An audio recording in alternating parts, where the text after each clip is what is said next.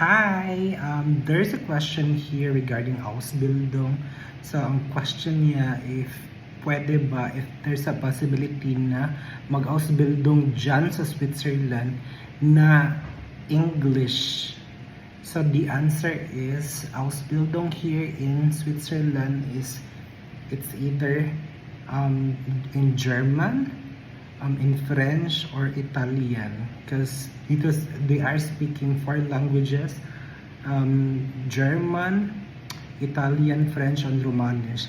So there's no possibility na mag-Ausbildung dito sa Switzerland na in English.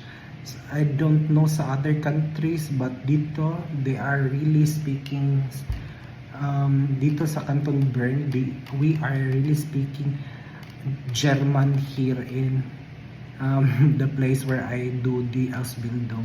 So yan lang. Ciao!